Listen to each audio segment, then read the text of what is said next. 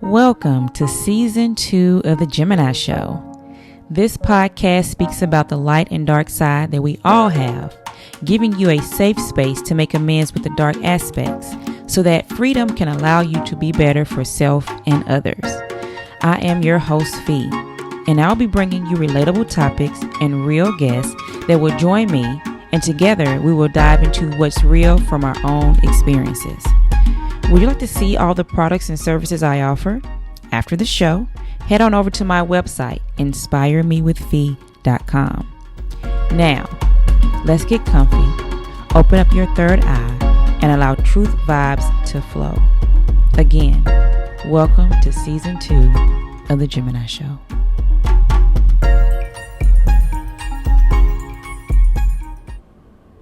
Hey, welcome back to the Gemini Podcast Season 2. And we have a special guest in the building. Well, I'm in her building. I'm in her home in Antioch. I travel with my podcast, and this is the first time I have actually went to someone's home. So thank you for welcoming me to your house. Maria, how you doing? I'm doing great. Thank you so much for coming. This is exciting. I've been tracing you for like some months, and you finally was like, okay, let's do this thing. And we're finna do it.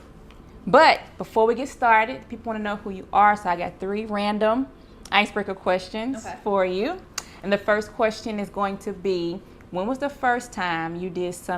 last time you did something for the first time? Wow. How long did it take you to come up with these questions? I know. I sit at home and ponder. Okay. So when was the last time I did something for the first time? Yes. That's a really hard question. Is there something easier like we can start off with? Let's see. Okay. If you can travel anywhere in the world, if you could live away from the States, where would you like to go to live and stay and be zen with everything? Thank you for that question. Much easier. I thought when we when we talk about icebreakers, they're meant to be a little bit more friendly coming in, not requiring so much work. You gotta think behind it. You gotta think. Yeah, that's true. So, yeah. Okay. I've definitely thought about it. Okay. I love Thailand. I think I visited there before. Okay. And what I found is that its people are incredibly happy. Okay. And I think what it is really just the culture. I know people talk about, visiting different cultures a lot, but there is something special about Thailand that I can't exactly describe other than you just have to visit. Okay. Yeah. I've never been, so that'd probably be one thing about the culture. So, second/third question. What is your favorite used emoji? Oh, it has to be the laughing one. Okay, with the tears? Yeah. Okay. Yeah. Okay. All right, so everybody normally chooses the heart eyes. I like the heart eyes. Really? Yeah. Huh. I don't know, it's just something about, it's like that love, like, thank you, kind of like, I'm mesmerized, or, so it's kind of like, yeah. Instead of just sending the heart, you spend a smile with the hearts in your eyes. Yeah, and you're always in awe. Yeah. That's what that tells me. Mm-hmm. That's nice. Because when I'm texting people, I like, you sharpen iron. Yeah. So we both relating. So I'm like, man, thank you, and then heart eyes and smile. I hear that. Yeah. You want to go back, wrap around to the first? Okay. I figured I can't avoid it. Can't escape at all. The last time I did something for the first time, I think what it has to be is, gosh, that's a hard question. Last time I did something for the first time.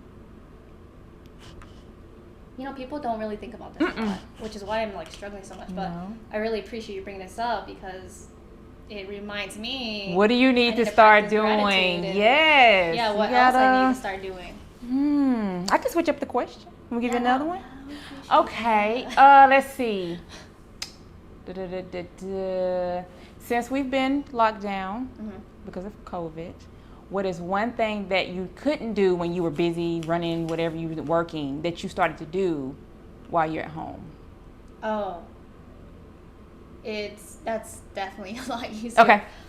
It's having to be more creative and finding connection. Ooh. right? Because Yeah. we've been able to seek connection being mobile. Yeah. And with the lockdown in place, it's realizing that, oh, you know what? If I'm going to fulfill this certain need, I definitely need to find another way around it. And that's having to look back inwards to your own household. Yeah. Right? And sometimes we try to avoid that. We avoid it. We avoid it. I know I've tried. Right? We feel like it gets old, but looking for different ways to stay connected with others. And Okay. yeah. Mine's been reading. I like that. I haven't had a chance to really sit down and finish a book, but since March I've finished like 5 and have reread one.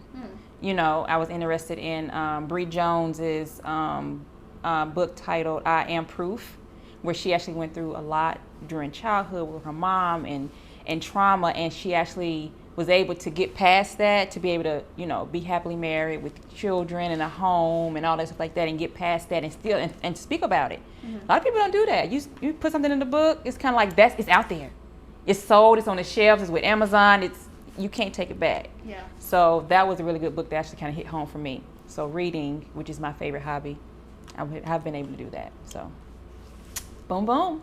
So we'll wrap back around to that. No, I'm just playing. So let's get into the Gemini topic. Season 2 is a little bit more spicier than season 1. If you have listened to season 1, it's more like, it was more playful, you know, centered around more of like lighthearted things. But this season 2 is a little bit more, let's get to it, right? And so I have been on your page, scrolling and listening, and you know, and I felt enlightened to speak about, because my baby is mental illness, mental health. And you spoke, you had a recording, part 1 and part 2, that talked about stress. Oh gosh. Okay, and I made some notes, and let's speak about it. Stress. What is stress to you? Define what is stress to you. Stress can absolutely be anything tangible or intangible that creates when it comes down to it, a neurophysiological response in your body that triggers that fight or freeze response. Man. And it's always, and people are always in go mode, like 24/7. And it's kind of like, it's nothing really going on but your mental thoughts that's causing you to feel like you got to go. So your body is ready, like, what's up? Where we going? What we finna fight? Who we finna... But you just sit on the couch just thinking about something that happened 6 years ago. And your body is ready to fight it all over again. All the time. Can you imagine how many times people replay things in their head, putting themselves in that exact scenario over and over again? I've done it. All the time. I've done it. I don't do it now anymore. Not as much, but I have done it.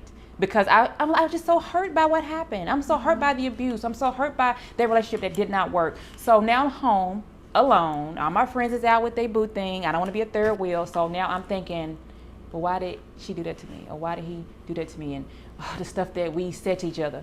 And that happened 7 years ago. And I'm still dwelling on it. And I think it was more so of I was playing victim. So I was making myself feel bad that, hey, trying to make it seem like it wasn't my fault, but it kind of was. So let me look in the mirror and say, what could I have changed? So with that, have you gone through that and have been a victim of replaying stuff in your head to where you like, okay, your body is ready to fight at any moment, but you know it happened years ago? Absolutely. Okay. Every single damn day. Am I allowed to say damn? Yes, you are. You can curse, yeah. Just making sure. Season 2 is about that. Every damn day.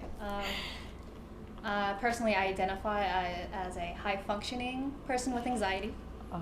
That pretty much means that a person with anxiety who has the ability or even capacity to be able to manage their anxiety to levels where it's not debilitating in their lives. Because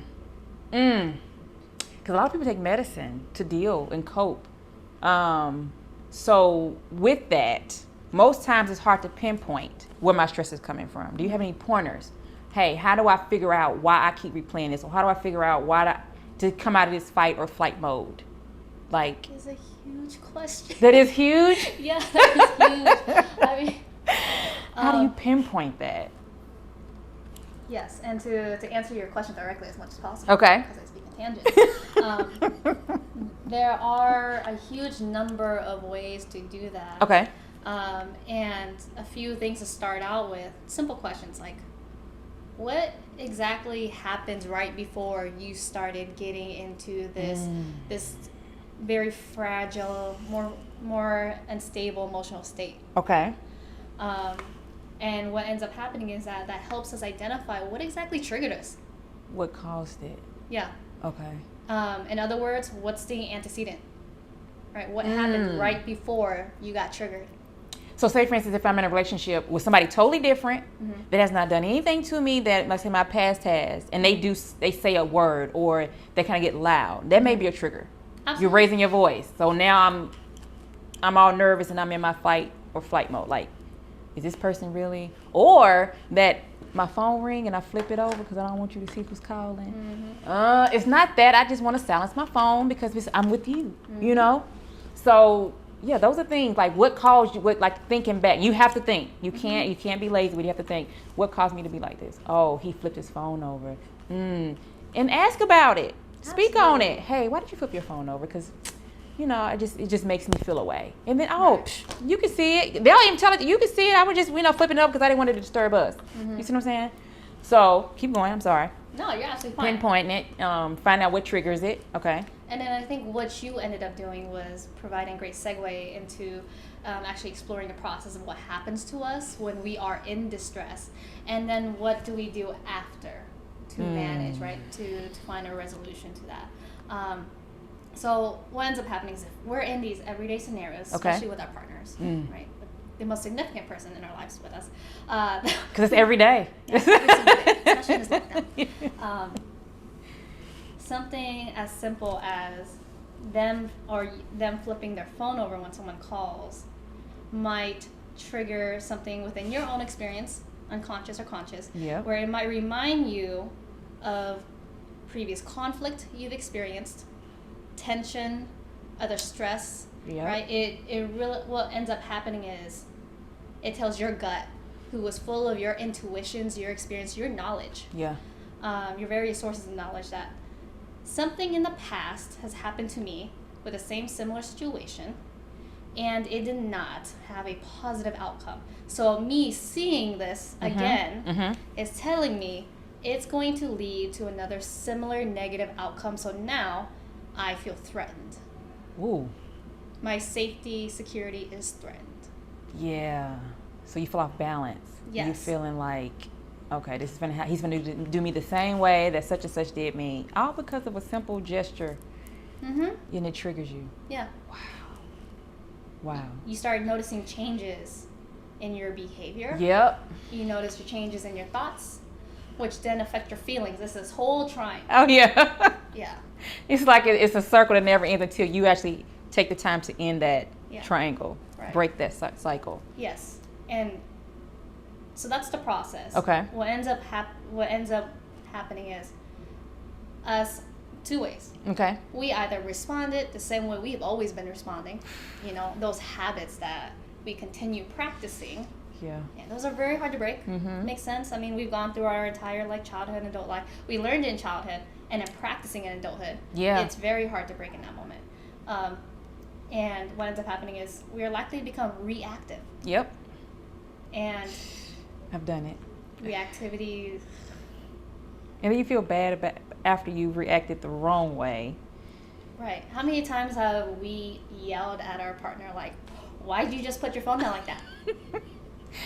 It's not what you say, it's how you say it. Exactly. And so you come out with that, you already got the neck rolling, and then you interrupt the whole little romantic moment that he has planned for you, all because of a gesture that triggers.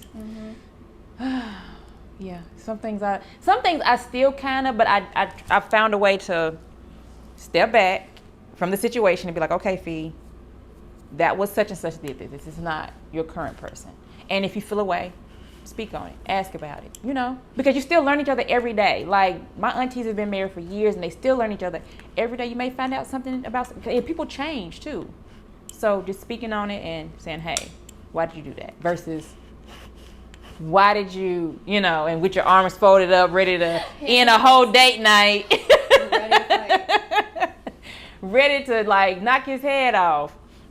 So to me, stress comes with childhood trauma and not being able to know how to deal with that trauma that happened in your childhood. So now that we're adults, we got jobs, we have, people around us.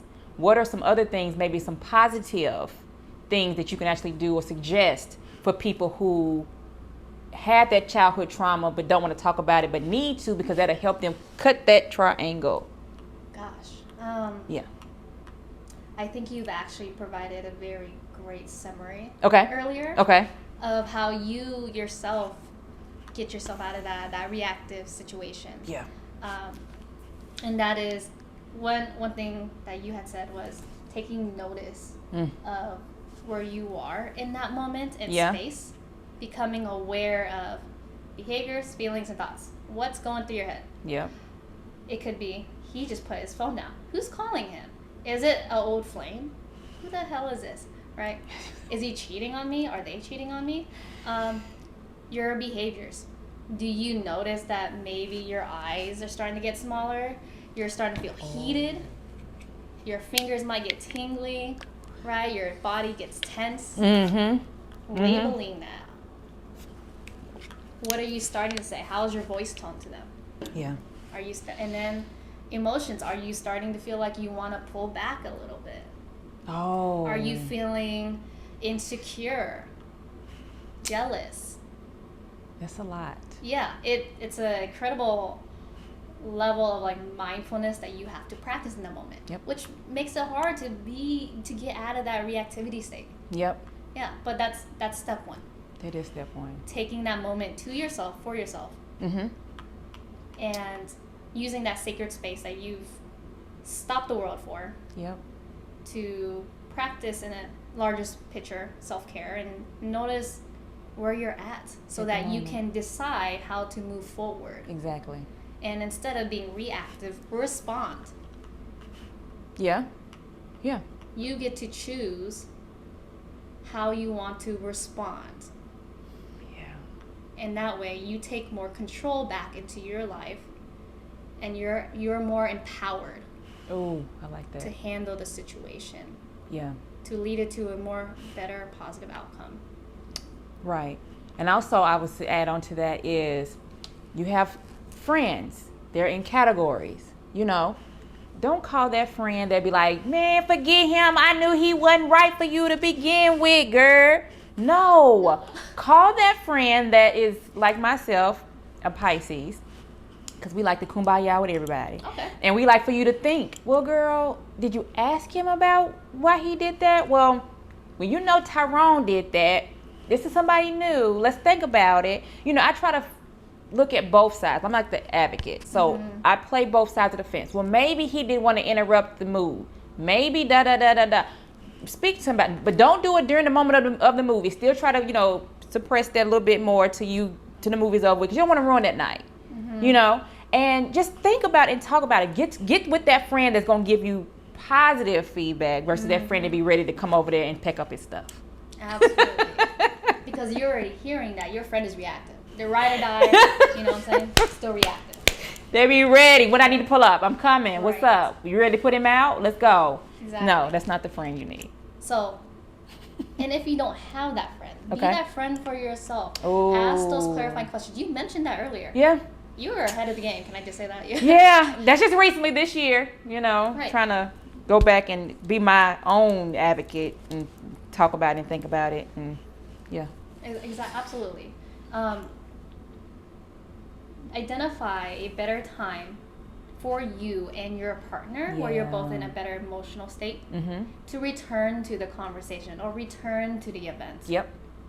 Because the last thing we need is both of y'all popping off on each other. No. That is, and I've had those times where I reacted quicker than me actually sitting down and processing what happened. Police was called. So yeah. You don't want that. Yeah. No, we don't want that. So that's why I kind of put myself, let's stop it.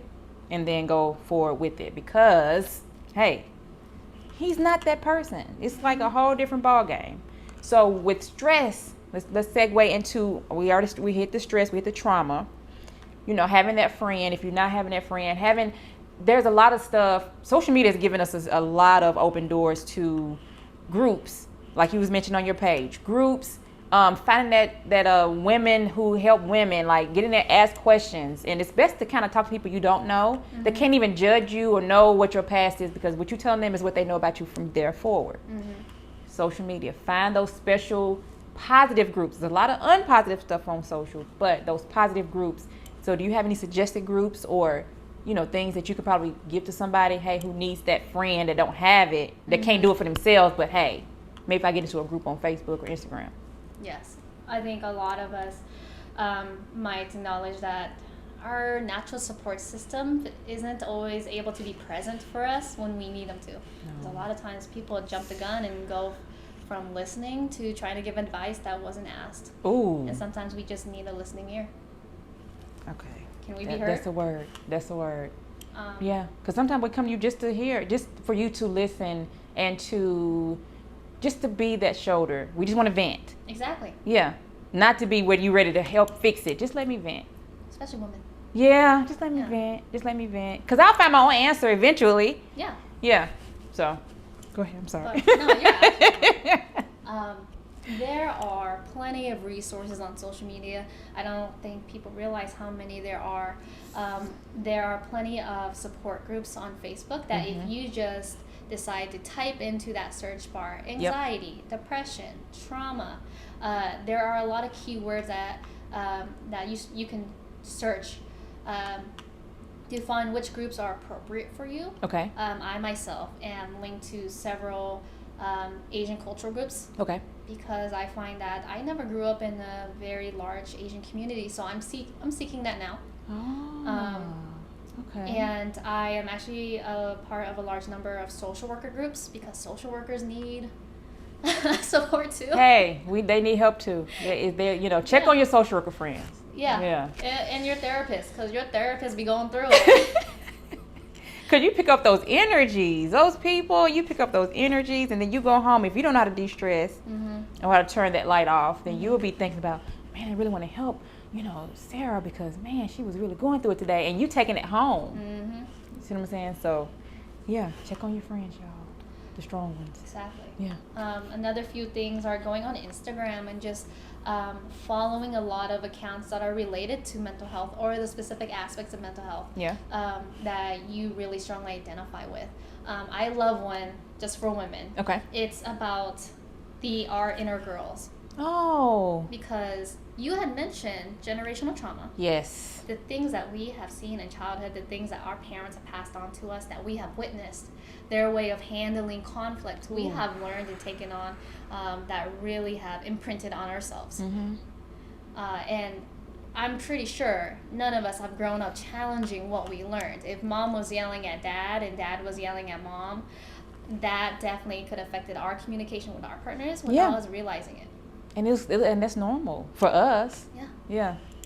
Because I've seen that, and then so I had to take myself back, because me getting yelled at and discipline. That was my way of disciplining my 14-year-old. She's not 14, she's 14 now, but I see how she reacted. It was Shell get in the corner and she's quiet, and I'm like, no, that's not how it's supposed to be. Our generation, we could take it. We were like, okay, mama, whatever it is, we go outside playing. Now it's a whole different ball game with the kids today, because they take every word like, ugh, you know? So I had to kind of reel back and say, I can't yell. The way Jaleese kind of, accept what I say is, let's sit down and talk about it. I'm not mad at you. I'm just, a little bit confused on why you did this. Let's talk about it, And so it took me the first 6 years of her life to trying to figure that out. New parent, that was my thing. Yelling, because it worked. That's all we saw as being normal for us. So, but it didn't work for my child. So also see those signs it's not working, and then switch up the game. Like, try something else with your kid, to still discipline them, let them know that you're serious, but not just always, because they'll grow up and be their mental state, it won't be, it's not as strong as ours. I kind of see that. Mm-hmm. What you think? I don't know. Man, that's a tough question. So, yeah, I worked in, up until now, worked in community mental health, specifically with youth and families. Okay. So these kiddos with these families with Medicare would be referred to our agency, and I would take part in completing what's called intake and assessment, and helping come up with the diagnoses, and figuring out what needs the families have, their goals for their kids, and figuring out what types of services, comprehensive services, can we provide. That's a lot. To get them up and running. Yeah, and with it being such a short-term program too, it's very intense. So what I typically see is the kids who are in the families where they are experiencing reruns, of the mental health problems. Their mental health is absolutely not at all able to improve much further than their parents. That makes sense. Right, because letting kids be kids, there's no way we can absolutely think that they can regulate their own emotions and behaviors. No. And when you have a parent with their own past trauma, there's absolutely no way we can expect for them to be able to co-regulate their children's emotions.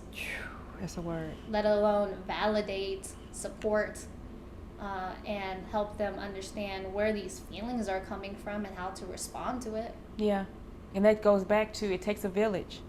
And if you can't do it because of your own mental or your trauma, heal with your kids together. Find a support system. Find that Facebook group. Find that friend. Find something to help you both heal at the same time. Because it's okay to, put your kids out there to heal them. But then what are you doing to help yourself as a parent? Yes.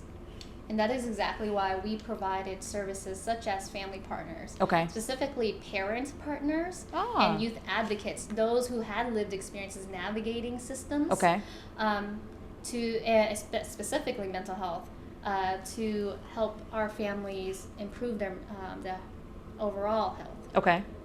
So what it really comes down to is these specific people help these families, specifically parents, identify what's working in their family, what's their strengths, because a lot of people overlook their own strengths. Yeah. They think, we just got to throw away our entire system, that we had in our house, because obviously we just can't deal with all the trauma and these behaviors going on. Everyone's dysregulated. But actually, something in your family is working too, because we gotta see that your family is still preserved today, still intact, even though relationships may be strained. You're doing something right. Yes. So what is it? And mom will say, well, what we end up doing is we have movie nights. We watch TV a lot together. I'm like, that's a strength. You're connecting with each other despite what's going on in the house. What else is working? Well, I tell them to go take walks. That's not much. That's still a strength. That's a coping skill. Yeah. A very strong one at that people overlook. Yes, getting out in nature, being connected with the sun, and and like I said, family time. Anytime that you're with your family, period. Even the dinner table. A lot of times we walk past the dinner table with the food, come sit on the couch. Just having dinner once a week, maybe at the dinner table, would also be a strength too. Absolutely. Because that's what I make, my household do. We sit at the table once a week, at least once a week, and eat together. Right. Yeah. So it's the small things. It is, and then you can actually, then it would be a snowball effect, and then it start to get into something bigger. Where then now you guys are healing together. You're as one. You're able to help little Johnny come home from a bad day of school, or he'll see you as the mom coming home from a bad day of work, and it's kind of like, hey, and you notice, you okay, Mom? What's going on? Did something happen? Let's talk about it. So now you guys are helping each other. So now you're on your own little inner circle, versus having to go out of your circle to help each other. Right. That's deep. And it's not just your family, because I know a lot of us with strange family relationships can't find support in their family because they can be so dysfunctional. Yeah. Yeah. Your support system does not have to be just your family. It can be your kids' teachers. It can be community members. It could be anyone that has a positive relationship with your kiddo or with you. Yeah. Who do you ask for help? That's your support system. Yep. And sometimes as women, we do need help. Oh yeah, men. We need help. Men need help. Yes. You know, and we tend to forget that aspect because sometimes men don't show emotion. Men don't really cry. Men don't, because they've been taught, you always got to be tough. You always got to be tough. No.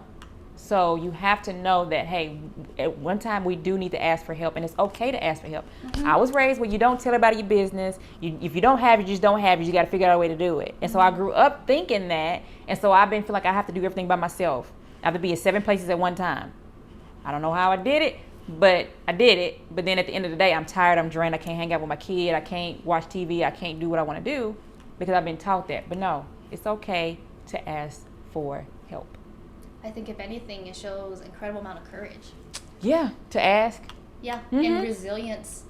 Yeah, to know that you open up your mouth to even ask. And it's and if you don't want to do it verbally, we got messages, emails, direct messaging on social. You can text it, write a letter. We got away from writing letters to ask. If you don't feel like, hey, I can't really ask you verbally, but hey, do you have A, B, C, and D? Well, can you help me with this? You know. Mm-hmm. So there's other ways to ask versus verbally. So use your resources. Absolutely. So let's segue into visual. What's going on today? Racism. The visual trauma we see on the news. Yeah. The visual trauma of saying if you're in a household and your mom just lost her job because of COVID and y'all don't know what to do, and y'all already know when COVID is lifted, landlord is going to be like this. Y'all got to go. If y'all can't pay up since March and the current, it's a lot of stuff is going to really, really happen. So the visual trauma, how to emotionally deal with that. You any suggestions? I mean, to be real. Oh, okay. This is the number one suggestion I've heard from people. Okay. And that is turning off the news. Mute that. Just turn it off. I mean, with everything that's been going on in 2020, the one thing that we need is more time to ourselves. Yes. Yeah. Yeah. Yeah. To be able to deal with it. Because I don't watch the news. Mm-hmm. Sometimes Facebook, they'll give it to you. If you even don't watch it, it'll pop up. News Channel 5 pops up on the stream, and I just ignore it. So yeah, okay, turn off the news. That's a good one. Yeah. That's a good one. I would also suggest Reiki. I would also suggest natural things like herbal teas. Mm-hmm. You know, there's some herbal teas like jasmine tea or passion flower tea that helps calming of your mind. If you can't get into a Reiki, you know, find somebody with Reiki or find some good teas. Walmart has them all the time. Then go online and there's free meditation. You know, even though sometimes it's hard for me to meditate, just taking a moment, self-care, taking a bath to help emotionally deal with what's really going on. And like what my partner Sarai says all the time, man, fuck it. It is what it is. It's not your fault that COVID came through and you lost your job. It is what it is. Mm-hmm. Because at that time too, kind of like when COVID is kind of like making us sit down, but at the same time it's kind of like find your talent. What can you do to actually advertise and be able to offer somebody else for financial gain? Because we all here for a purpose. Mm-hmm. So find that and then just monetize on it. It's a good way to deal with it too. So you know, hey, we may be in 3-4 months. Find something. You know, it's really simple to how to start up a business. Reach out to me. Reach out to anybody on Facebook, and just something as simple as it's the simplest thing like making sweaters or making blankets. It's finna get cold outside. You know, learn how to knit. I'm actually learning how to do that actually. But yeah, I like that. Yeah. So just eat that emotional piece of it. Reiki will really help. If nobody knows about Reiki, Google it, DM me. I'll explain that I'm a Reiki master, and it helps. It really does. So what I like hearing from you is, and again, these are all things you're telling me. You already have the answers. Okay. And I'm going to throw this in there. Okay. This is what, if you're looking for a mental health professional, this is what they're supposed to do. Yeah. They're supposed to transfer power back to you. Yes. Right? So in this situation, you already have had all the answers. And as you are speaking them out loud to me, you're natural support. I'm just regurgitating to make sure that, to reiterate some very significant points that you have made. Yeah. It might look all tangled visually, but me repeating this back to you, I'm just telling you what you already knew. Yeah. Besides monetizing your talents, your strengths, what I heard was ultimately coming back to yourself. Because we, as you said earlier, we are becoming a lot more overwhelmed with the things that we are seeing, experiencing, whether that was directly or indirectly through our peers. Coming back in towards yourself, inwards, and really finding things that not only you find joy in, but that also fill your cup. Yes. Because you can't fill anyone else's cup if yours ain't filled, right? No, you don't have the energy. Right. Another thing that I've heard you point out is finding things that, for lack of a better word, pleases your senses. Yes. Right, because I don't think a lot of people realize is a lot of people have sensory processing issues.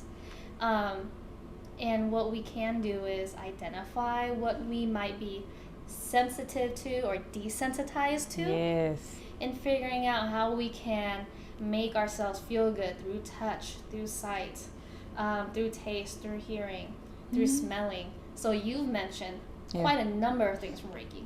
Yep. I have my weighted blanket right behind us. Oh. It's 15 pounds. I've always wanted one. It's great. And it helps. Okay. Yeah, it's absolutely great. It's not for some people, but we use it for our dog too. Okay. Right. To help deal with that. Right. That's dope. Aromatherapy. You mentioned bubble baths. Taking that moment. Yeah. You've mentioned a lot of things that act as what's called grounding techniques, bringing ourselves back to the present, and that can be as simple as drinking and smelling tea. All the time. Yeah. It does me just getting in a blanket and just sitting and drinking tea. That's all I need. Yeah. And then, tea drinking takes maybe 5-10 minutes. It's probably all you need for that one day, just 5-10 minutes to do nothing. Yeah. So, that's the emotional things. And I know it's a lot going on. Like let's wrap back around to being racially profiled, and it's heightened now. We got the Black Lives Matters going on. We have, been discriminated against when we at the store still, and it's kind of like everybody's getting a little bit bolder on using the N-word and looking at us kind of retarded and crazy. And me being a black mom, jogging in my neighborhood, feeling like I have to put my strap on, which I do run with it on, and I don't want to feel like that, but it's kind of like you have to feel like that. So with that being said, not being angry. Try your best not to be angry about what's going on. Instead, try to help other people deal with it and manage it. You see what I'm saying? So if you go out and you go to Kroger or wherever and you see somebody looking at you, of the other color, kind of smug, still smile. Because they're going to take that home and be like, she still smiled at me. And you plant the little seed. Just still smile and just keep going about your day. Get your green apples or with your meat or your veggies and just keep going. Don't be like, why is you looking? No, just still speak and move on. That's hard. That has been hard for me. But I see that it works because it's like I didn't allow for myself to go low because they are being who they are. So that's how I've been able to deal with the racial profile these days. Yeah. And also telling my kid, don't be angry.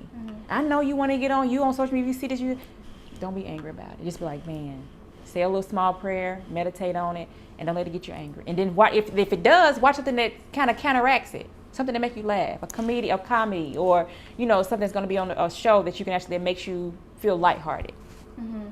That's how I've been doing it. That is super interesting. And can I just say, I hate that you have to feel like you have to have the strap on while running every day. That's ridiculous. Yep. And hearing about how you cope with systemic racism. I was angry. I'm not gonna lie. I was angry about the situation, especially learning things from our story that has been missing, finding out that I'm not from Nigeria. I found that out through testing, and just being, man, why they didn't teach us this in school? Da, da, da, da, da. But I have opportunity to learn myself. So, and then I have to do it on my own pace, not, in high school when I'm rushing for class, da, da, da. No, I get to better understand it. So I choose the positive look at it. And, every now and again, I'm still human, and I still like see something on the news and I get, beside myself, and I kind of come back, man, it's messed up. But then let me not get me out of my character and still stay positive. It's been the hardest thing to do, but it's working for me. And I take it minute by minute because every minute is something going on. So I think that is super helpful for people who are able to manage their anger. Mm-hmm. I know there are definitely other people who are passionate. Yeah. That's the word for it. That are incredibly passionate about these issues. Yes. And even though it might seem reactive, what we're actually seeing is valid responses. Yeah. And so I would say if you're feeling angry and you feel as though like that, what Via's mentioned isn't helpful, just be angry. Mm-hmm. But funnel it. That's it. Explore it and exhibit it in a manner that can be more helpful than unhelpful. Yes. Because what you're feeling is incredibly valid. Mm-hmm. I don't want to take that emotion away from anyone. And they shouldn't have to explain why they feel that way. Right. But it's a matter of what you do with that feeling that ultimately matters. Yeah. Are you going to use it to find a lane for yourself on how you're going to be active in responding to this mess of a system? Yeah. Or are you just going to go home, sit on the couch, and complain and talk mess, right, about the system not doing anything? And post on social media about it. Yeah. And you know what? That is a lane. That's a very important lane in itself. Okay. There are a lot of people who cannot protest, who don't have the confidence to protest, or don't feel like they're helpful in that way, which is perfectly fine. Yeah. Personally, for me, what my lane is posting on social media as well. Yeah. Educational things. Education. About mental health, about systemic racism, etc. Yeah. And I was doing groups before Corona. It was called Burn Sage on Sage, where I gathered people at my home and I cooked, and it was just $5. And you come as many hours as you want to, and we talk, and we laugh, and we share stories. And it was that moment away, because I live in the country, the moment away from the city. Very far. And everybody was like, Felicia, I can't wait till next month. I was doing it monthly. And it's like, I can't wait till next month. I look forward to this because it's kind of like my unplug. You still get signal out there. But if they unplug. They unplug from the city. They unplug from everything. And we're just as one. We burn sage. We burn incense. We eat good food. And we talk about stuff that some people felt like they couldn't talk about it, like I said, to other people. So they chose to, release. And everything stayed there. Nothing has, been, girl, let me tell you what such and such said at Sage on Sage. No, it stayed there. Mm-hmm. And as a community, it was, small, 10, 15 people. It helped. So if you have like community groups, I'm going to start it back up once Corona is over with. But that's a good thing, having a group of people, even if it's small, 5, 10 people, just being there just to talk and just talk about it, because it'll help with your mental. And you'll be able to go home and say, for instance, if, Maria comes to you with a suggestion about racism, how to deal with and how to cope, you can go home, you watch something on TV, you won't get as angry because you remember, I remember when Maria said at Sage on Sage. Let me educate somebody on Facebook about it. Let me turn this into a positive situation on Facebook about it. And then you'll like plant those little seeds in everybody. So everybody plant seeds within each other, and it helped us to grow and be better. That's another way. Yeah. To continue experiencing anger and finding a way to release it. Yes. Journaling. I know that's old school maybe, but I still journal. I still write and journal. I try to do voice. I don't like my voice on the voice recorder. I don't know. Yeah, I'm going to cringe after hearing this. No, you sound fine. But on a voice, I don't know. Just something about, I tried the voice diary and it wasn't the same. And I guess getting it out like mentally and then writing it is for me, because that's how I remember stuff. So I still journal Like I burnt through my journals because all I had was negative. But now my journals are different stories. They're positive stories, and they're, enlightening things I found on Facebook. If something that you post, I'm like, ooh, I like that, and I'll write it in my journal because I can always go back and look at it if I can't find the post. So journaling is a good thing too.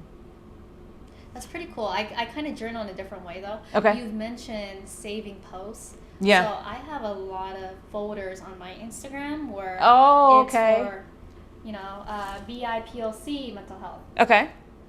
Which, if anyone is unfamiliar, means Black, Indigenous, people of color. Okay. Then I have things for kids. I have things for my personal mental health that relates to me, fitness, recipes, but things that I want to come back to whenever I need it. That's a good thing. Super helpful. That's a good thing. So when we talk about, you made a segue into fitness. Stress can cause your immunity to crash. When I tell you, you can stress yourself into sickness. Oh, yeah. And so with that being said, what are some ways do you feel stress breaks us down besides mentally? Yeah. So this goes back to the concept of stress. So we already talked about it earlier, but what I would love people to understand is, something important that I really would love people to learn about is that we hold trauma within our bodies. Okay. That pent up feeling in our neck, that headache, the stomach pains, the rapid heartbeats. That could be our body expressing to us that we are feeling distressed. Wow. Distressed. Okay. And what is also incredibly important to know is we have to be able to express ourselves, our feelings, our thoughts, in some sort of manner, so that it's a bit cathartic.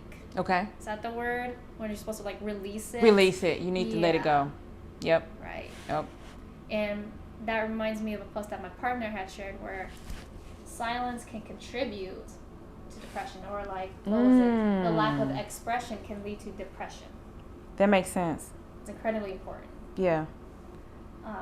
And when we are unable to express how we are feeling with natural support systems, through music, through our hobbies, to anything that fills our cup, our bodies end up taking a toll on itself, and that's where our immunity comes into play. Yeah.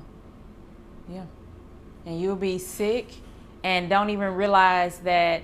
I mean, you work all day, you work 16 hours, okay, but that in the tension, you stress the whole day. Like especially if you're in the medical field, you always on the go. You social working, you always, oh my God, okay, and I get this case, and I get this case. Me, being a natural healer, I sometimes I wear stones though to kind of deflect and not carry stuff on.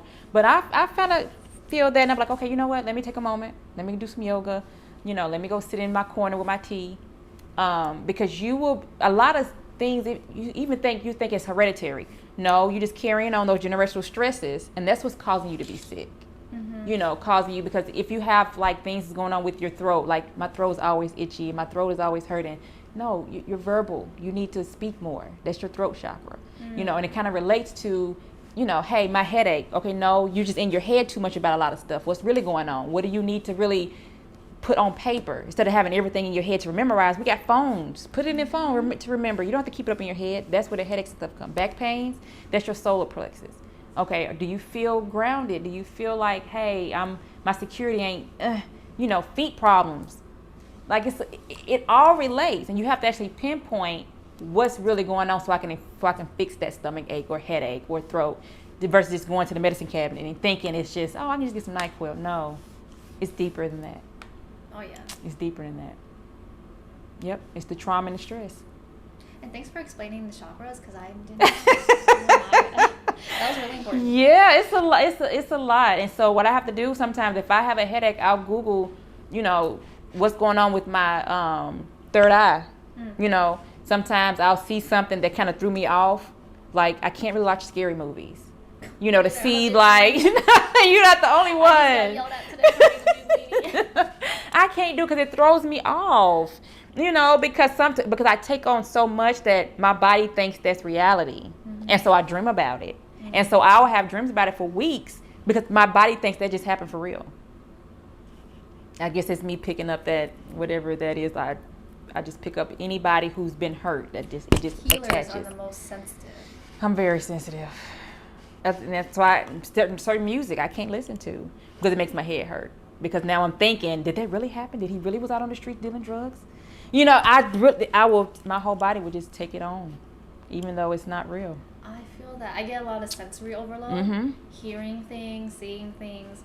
So what ends up happening is like I have to turn down the volume on the TV, or if I'm watching like Asian drama, basically Korean drama, and you know it's really soapy, it's cheesy, and there's certain parts where like the guy is about to confess and it reaches its tension. I turn it off. I can't do it. Really? I do that too. Yeah, because it's like it's too much. You've already have absorbed so much from the people around you in your day's worth of work. Yes. That you just can't take on anymore. So you end up shutting things down, you know, taking it down a notch, and then doing other things. Like my thing I'm trying to work on is identifying when I disassociate. So that means not feeling grounded to reality, right? And people do that, right? Because they don't want to feel those uncomfortable feelings anymore.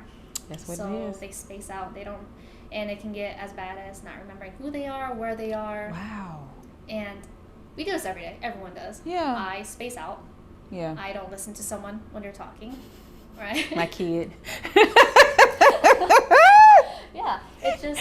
It's just our way of trying to cope with the things that have overwhelmed us. Yeah. It's a way of coping. Yeah. You're shutting down. And that's not good all the time. I mean, it's okay to shut down from the world, but let it be something you're doing positive while you're shutting down. Yeah, just take a break. Just take a break. So on a lighter note, you mentioned social work. You mentioned, you know, what are some things that you offer to people or that you can offer if somebody reach out to you? Because social work is a big thing. But you didn't do it here in Nashville, right? Not in Nashville. Okay. Oh, good. Because, man, it's a lot that goes on down here in Nashville and Tennessee. But, yeah, can you elaborate on your talents and what you do and what you offer? Yeah. Oh, man. So... Well, let's rewind. How do you find you on Instagram and Facebook if you have one? Yeah, so my Instagram is at Maria Nguyen, MariaWin. There might be an underscore. In the front. In the front, thank you. In the front, okay. Yep. I always forget that. Yes, okay. I think it's in the front, but yeah, I looked at it today. It is my personal page though, but what I typically do is if you look at my stories, that is where I post the most resources about education surrounding mental health, about systemic racism, about implicit bias, about anything that really speaks to non-native English speaking immigrant or BIPOC mental health.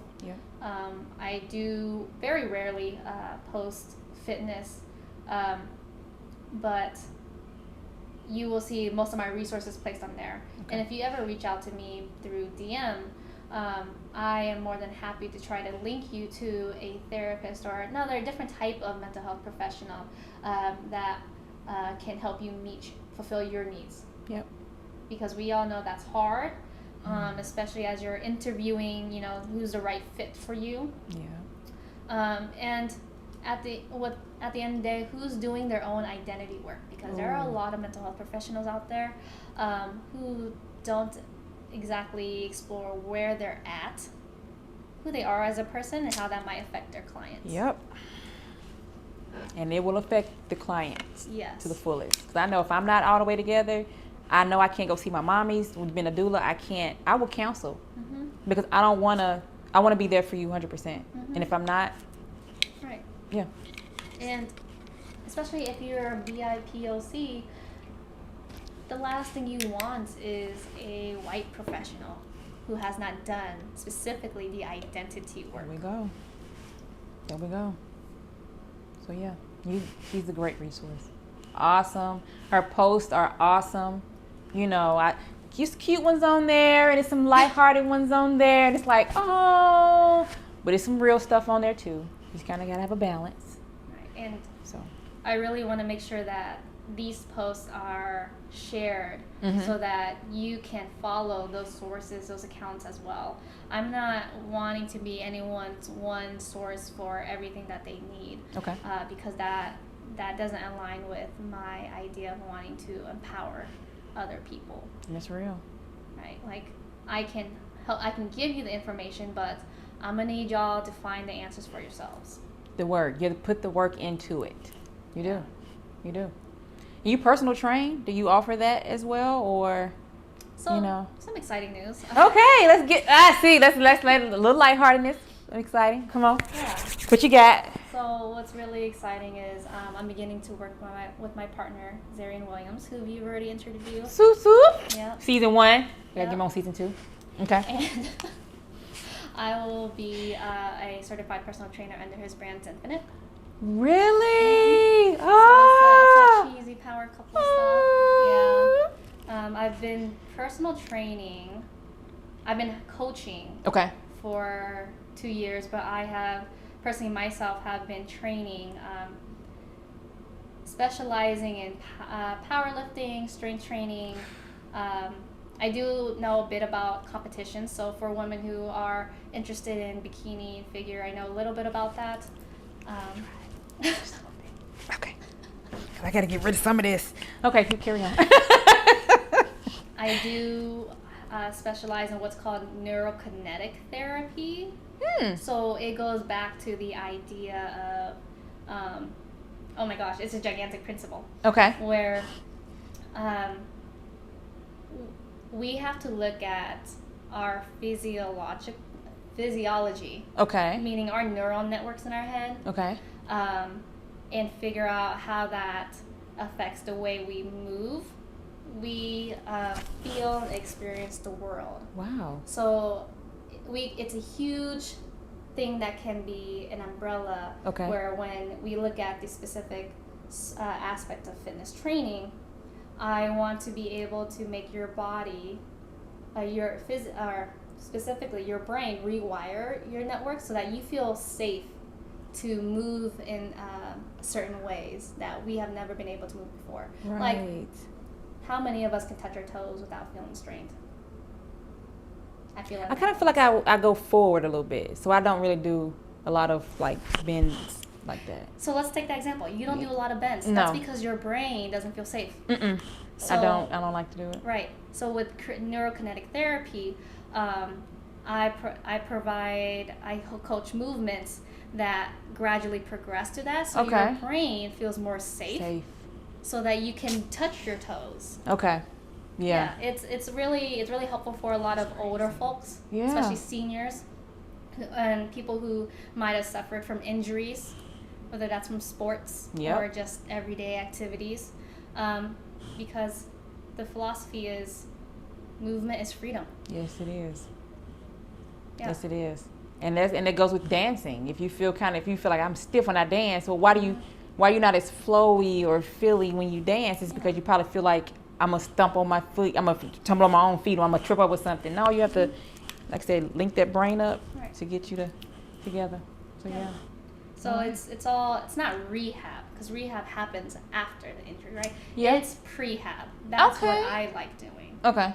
I like strengthening your body. I like working on mobility. Okay. So that you can move and live a movement-rich lifestyle. That's dope. So yeah, hit her up for all those needs. Because I posted on because you, how tall are you? If you don't mind me asking. I'm just 5 feet.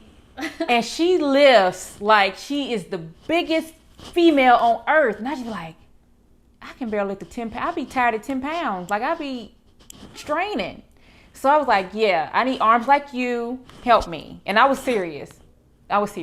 We got to meet up in the middle some kind of way and get this thing together. Because, yeah.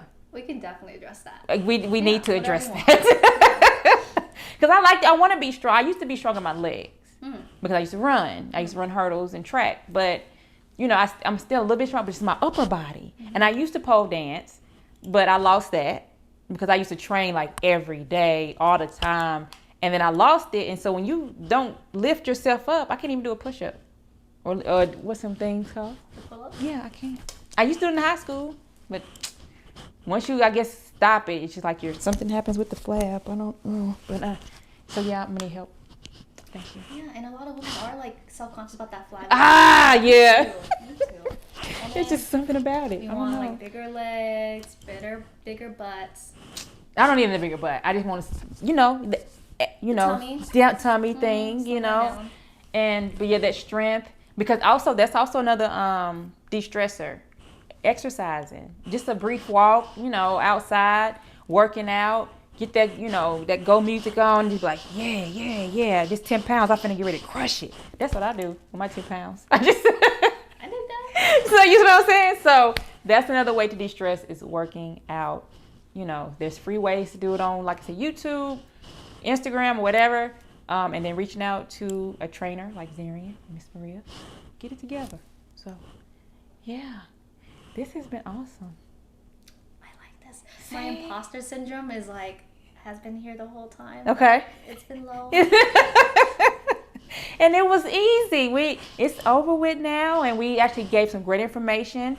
Is there anything you want to share with people? Any last words or comments, concerns that you may have?